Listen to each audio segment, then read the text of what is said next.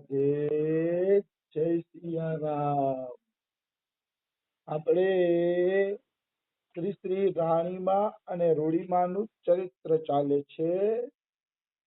રાણીમા અને રૂડીમાના ચરિત્રમાં આપણે આગળ વધીએ તો રાણીમા રૂડીમાને કેરાળા મોકલે છે આશ્રમ હાચવવા માટે, અને ગોવિંદરામ, ગોમતીબેન અને મીઠા ભગત આ ત્રણેયને મોકલે છે બગસરા, મોરબીની બાજુમાં છે ત્યાં મોકલે છે આશ્રમ હાચવવા માટે. તો ગોવિંદરામ ને ગોમતીબેન છે ને બે પતિ પત્ની હતા. એટલે ગોવિંદરામને આ કહે છે રાણીમાં કે ગોવિંદરામ, ગોમતી મારા જન્મ જન્મની સાથી છે કે એને તમે દુભવશો માં, એટલે એને દુખી ન કરતા. તમારો સ્વભાવ આકરો છે, સાધુઓએ શાંતિ રાખવી જોઈએ. તેમાંય તમે તો સંપ્રદાયિક સારા ઘરના સાધુ છો, તમારામાં વિદ્વાનો પાકશે. મતલબ અહીંયા રાણીમાં એક અગત્યની વાત કરે છે. અગત્યની વાત એ છે કે સાધુએ હંમેશા શાંત રહેવું જોઈએ. સાધુએ ખોટો ઝઘડો કરવો જોઈએ નહીં, ખોટો ગુસ્સો કરવો જોઈએ નહીં. પત્ની ઉપર પણ નહીં હો, પત્ની ઉપર પણ ખોટો ગુસ્સો ન કરવો જોઈએ. એમાં ગોમતી તો સાધુ સેવામાં લાગેલી પત્ની હતી, અને જે પત્ની સાધુ સેવામાં ભગવત ભજનમાં લાગેલી હોય એમની ઉપર ક્યારેય ગુસ્સો કરવો જોઈએ નહીં. જો કોઈ ગુસ્સો કરે છે તો ગલત છે, નિશ્ચિત ગલત છે. એમાં કોઈ એટલે કોઈ પણ પ્રકારની શંકા નથી. આવી વસ્તુ છે. એક ભક્તમાળની અંદર સરસ મજાની કથા આવે છે. કથા એવી આવે છે કે ગુસાઈ વિઠ્ઠલરાજીના દીકરા હતા, ગોકુલનાથજી, લગભગ હું ના ભૂલતો હોઉં, પણ સ્પષ્ટ મને નામ યાદ નથી, પણ ગોકુલનાથજી હું ના ભૂલતો હોય તો ગોકુલનાથજીના એક શિષ્ય હતા. એને કીધું કે ગુરુજી, મને પ્રભુના દર્શન થાય એવો કોઈ ઉપાય બતાવો. તો કે બેટા એમ દર્શન ન થાય, ભજન કરવું પડે, વ્યાકુળતા વધારવી પડે, પછી એ કે દર્શન થાય. તો કે એમ? તો કે હા. તો 6 મહિના જા તું ભગવાન નામનો જપ કર, શ્રી કૃષ્ણ શરણમ મમ. 6 મહિના સુધી જપ કર, વ્યાકુળતા વધાર, તને છે ને જરૂર દર્શન થશે. તો કે ઠીક છે ગુરુજી. પછી ભક્તોએ 6 મહિના જપ કર્યો અને ઈમાનદારી પૂર્વક જપ કર્યો. એવું નહીં કે કઈ ઘપલા કર્યું હોય. ઈમાનદારી પૂર્વક એને 6 મહિના જપ કર્યો. ભગવાનના દર્શન ન થયા એટલે પાછા કઈક ગોકુલનાથજી પાસે આવ્યા અને આવીને કીધું મહારાજ, મને તો દર્શન ન થયા, 6 મહિના જપ કર્યો. તો કે હોય કાંઈ, ગુરુ બોલે ને દર્શન ન થાય એવું થોડું હોય. એને શ્રીનાથજીને કીધું ગોકુલનાથજીએ, કેમ પ્રભુ આને દર્શન નથી દેતા? તો શ્રીનાથજી સાક્ષાત પ્રગટ થઈ ગયા. સાક્ષાત પ્રગટ થઈ ગયા ને તો ગોકુલનાથજી કીધું કે લે, આ શ્રીનાથજી પ્રગટ થઈ ગયા, કર લે દર્શન. બોલો કે મને દર્શન નથી થતા. મને તો દર્શન થાય છે. ગોકુલનાથજી કહેજો આ સાક્ષાત મારી સામે ઉભા છે. બોલો કે ભાઈ મને દર્શન થતા નથી. તો ગોકુલનાથજીએ કીધું કે હે શ્રીનાથજી, આ મારો શિષ્ય છે, આજ્ઞાકારી છે, તો આને તમે દર્શન કેમ નથી દેતા? ત્યારે શ્રીનાથજીએ કીધું કે એ દર્શનનો અધિકારી નથી, કારણ કે એની પત્ની ભગવત ભક્ત છે ને, તો એને સાધુ સંગ નથી કરવા દેતો, સાધુ સેવા નથી કરવા દેતો. એમ કે તારે સાધુથી દૂર જ રહેવાનું, સાધુ સેવાય નહીં કરવાની, સાધુ સંગે નહીં કરવાનો, સત્સંગે આપણો નથી તો છે ભગત, પણ પત્ની યારે આકરો અન્યાય કરે છે એટલે હું એનાથી નારાજ છું, દર્શન નહીં દઉં. ત્યારે ગોકુલનાથજી કીધું ભાઈ જો તારી પત્ની ભક્ત છે અને એનો તું અપરાધ કરસ ને એટલે દર્શન નથી થતા. પછી ઓલાની આંખ ઉગડી ગઈ અને પછી એને પત્નીને સત્સંગ અને સાધુ સેવાની છૂટ આપી દીધી.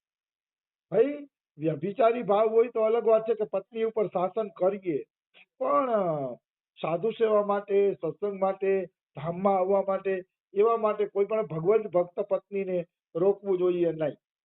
જો એવી પત્નીને કોઈ રોકે છે તો એ નિશ્ચિત અપરાધ કરે છે, એમાં કોઈ એટલે કોઈ શંકા નથી, નિશ્ચિત અપરાધ છે. આવી વસ્તુ છે.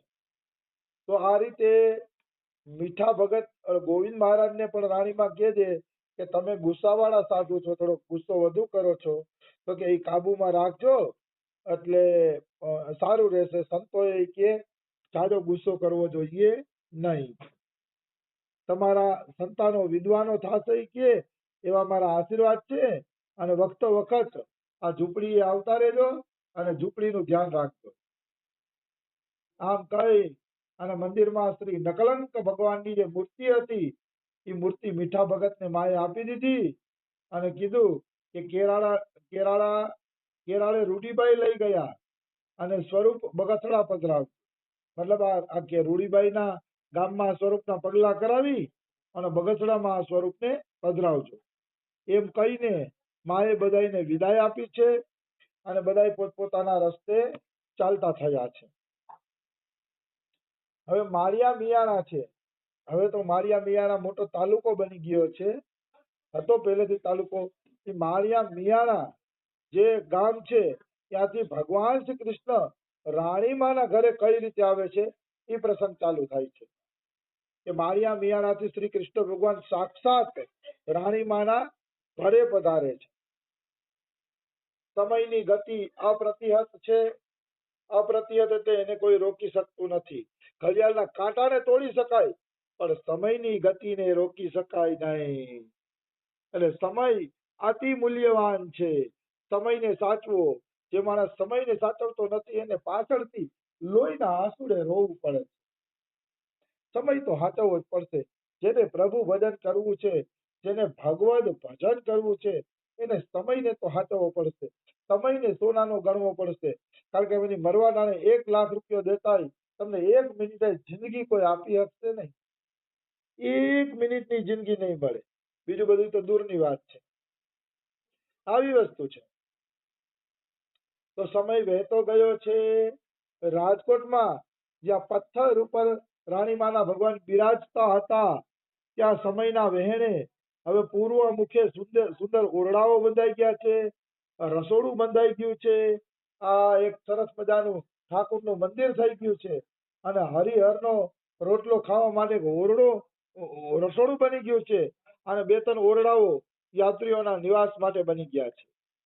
રાજા અને સેવકોએ ભેગા મળીને રાણીબાઈની જગ્યાને અસલ દિવ્ય બનાવી દીધી અને જગ્યા ઉપર રસોડા અને ઓરડા ને એવું બધું સરસ સરસ બધું છે એ બની જાય છે. એક ધર્મશાળા પણ તૈયાર થઈ ગઈ છે. અમે રાણીમાના મંદિરે ગયા ત્યારે જોયું હો, રસોડું આજે હાલે. સરસ મજાની ઠંડી ઠંડી એમને છાછ પીવડાવી. માલધારીઓની છાછ ઠંડી, એની વાત ના પૂછો. એ તો જમવાનું કહેતા હતા પણ અમે જમવા ન રોકાણા. જમવાનું અમારે ઘરે બની ગયું હતું એટલા માટે. આવી વસ્તુ છે. તો જોત જોતામાં રાણીમાનું સરસ મંદિર બની ગયું છે. મકાનો બની ગયા છે. ધર્મશાળા અને અન્નક્ષેત્ર બધું સરસ રીતે ચાલવા માંડ્યું છે. કુટુંબીઓના બધાના જીવન થાળે પડી ગયા છે. વર્ષો વીતતા ગયા છે. કેરાળામાં અને બગસરામાં પણ સુંદર સેવાઓ ચાલુ થઈ ગઈ. કારણ કે કેરાળા અને બગસરામાં પણ રૂડીમાં જેવા સાધક હતા એટલે ત્યાં પણ સરસ મજાની મતલબ સેવા ચાલુ થઈ ગઈ છે. હવે ભાદરવો મહિનો આવ્યો. આપણે બધા જાણીએ છીએ કે ભાદરવો મહિનો પિતૃ પક્ષનો મહિનો છે. એમાં પિતૃઓની ગતિ માટે શ્રાદ્ધ આ તે એવું બધું આપણે બહુ કરીએ છીએ ભાદરવા મહિનામાં. તો રાણીમાં પણ એક વખત મંદિરની બહાર ઉભા હતા અને હવે ધીરે ધીરે ઘર પણ એના મોં ઉપર ઝલકાતું. કાળી ધાબળી ઓઢેલી છે રાણીમાએ. વૃદ્ધાવસ્થા આવી ગઈ છે. વાળમાં થોડી થોડી સફેદી આવી ગઈ છે પણ મોઢા ઉપર એવું તેજ હતું ને, એટલા સુંદર ને દેખાવડાતા મોઢા પર એવું તેજ હતું કે જાણે એવું લાગે કે કોઈ જાજલ્યમાન સ્ત્રી ઊભી છે. એવી વસ્તુ છે. તો રાણીમાને પણ થોડીક ઈચ્છા થઈ કે મારા પતિ પાછળ પિતૃ પક્ષમાં એકાદી ભાગવત કથા થાય, એકાદો રામાયણનો પાઠ થાય. આવી ઈચ્છા રાણીમાને થઈ અને થવી જોઈએ. પિતૃઓ માટે ભાગવત આતે કરવું તો સારી વાત છે, સુંદર વાત છે, કરવી જોઈએ. તો રાણીમાને આવી ઈચ્છા થઈ ગઈ કે પિતૃપક્ષ ચાલે છે તો પતિ માટે કંઈક કરવું. કારણ કે એના પતિ અર્જણભાઈ ધામ પધારી ગયા હતા. એનું આમાં વર્ણન લખ્યું નથી. બસ એટલું જ છે કે ધામ પધારી ગયા. તો રાણીમા બોલે છે, રામ ઓ બાપ રામ, આમ તો આવ, તારું કામ છે.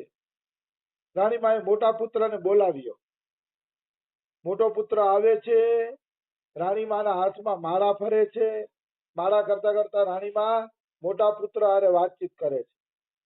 કપાળ ઉપર આછા ચંદનનું તિલક, સફેદ તિલક એના વૈધવ્યની સાક્ષી પૂરે છે. મતલબ હવે એ વિધવા થઈ ગયા છે એટલે કપાળમાં સફેદ ચંદનનું તિલક છે. વિધવા સ્ત્રીએ કંકુનું તિલક ન કરવું જોઈએ, પણ સફેદ ચંદનનું તિલક કરવાનો અધિકાર વિધવા સ્ત્રીને પણ શાસ્ત્ર આપે છે.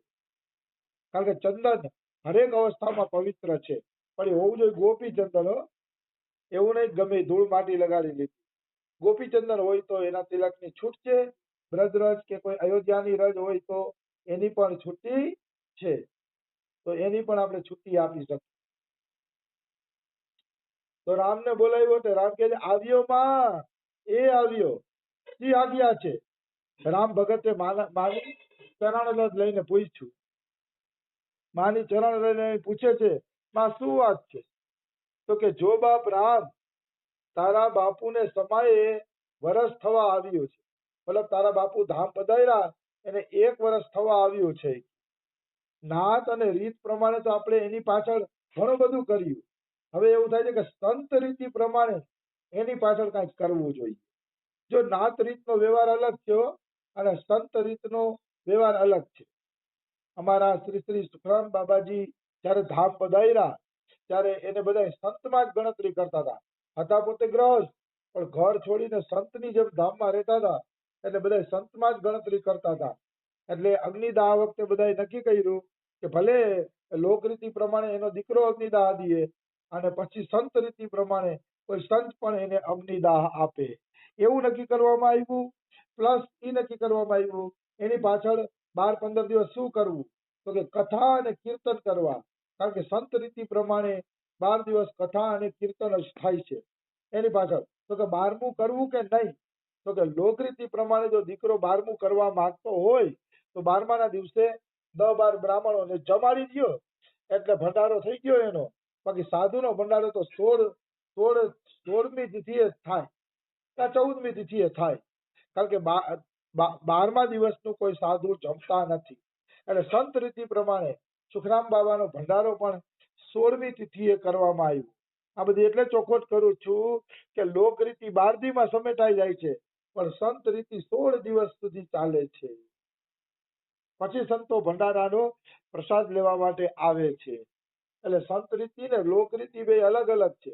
તો રાણીમા કે બાપ આપણે લોકરીતિ પ્રમાણે તો બ્રાહ્મણો જમાડ્યા હોય, ભંડારો કરી નાખ્યો, પણ હવે અરજણ ભગત સંત હતા ને, ભલે ગ્રહસ્થ હોવા છતાં સંતો હતા ને, સાધુ સેવા કરતા હતા, એના ઘરમાં સાધુઓ આવતા જતા હતા, તો સંત પણ કહેવાય. તો કે સંત રીતિ પ્રમાણે મને એવું લાગે છે કે એના પાછળ ભાગવત કથા ને રામાયણનો પાઠ કરવો જોઈએ. રાણીમા એમ કહે એવું મને લાગે છે. બોલ બેટા તારી શું વાત છે? તો કે માં મોટો સંતોનો મેળો કરો, કે મોટો મેળો કરીએ આપણે. રાણીમા કે ના મારી ના, અમારી વાસે મેળા કેવા? રાણીમા કે અમારી વાહે મેળા ન હોય, મેળા તો સાધુ પાછળ હોવા જોઈએ. અમે તો સાધારણ ગ્રહસ્થી કહેવાય, ગ્રહસ્થી પાછળ મેળા ના હોય. તો રાણીમા કેટલા સમજદાર છે. રાણીમા એમ માને છે કે આપણે ગ્રહસ્થી કહેવાય એટલે ગ્રહસ્થી કોઈ ભાગવત કથા કરે, નાના મોટા રામાયણનો પાઠ કરે તો એ તો ચાલે, પણ ગ્રહસ્થી જો સાધુ જેવડો મોટો મેળો કરે અને એમાં વધુ રૂપિયા ખર્ચી નાખે તો એ યોગ્ય કહેવાય નહીં. કારણ કે તોય ગ્રહસ્થી જ છે. સાધુ પાછળ મેળો થવો જોઈએ, સંતોની તિથિએ મોટો ભંડારો થવો જોઈએ, પણ ગ્રહસ્થીઓએ તો મર્યાદામાં જ ખર્ચો કરવો જોઈએ. રાણીમામાં એટલી સમજદારી છે. રાણીમા એમ કહે છે કે બેટા અમારી વાહે મેળો ન હોય, જો અમારી વાહે મેળામાં દાનના રૂપિયા વાપરીએ ને તો લોકો એમ કહે કે લ્યો ઓમ ભગતડા બનતા હતા અને પોતાની પાછળ રૂપિયા તો કેટલાય વાપરી નાખ્યા. તો કે એવું સાધુ સંતોને દુઃખ થાય એવું કરવું જોઈએ નહીં. રાણીમાં કે આપણે ખાલી ભાગવત કથા કરવી છે. હવે દીકરોને માં શું વાતચીત કરે છે એની મજેદાર વાતચીત આપણે કાલે લઈ લેશી. રાધે રાધે, જય સિયા રામ.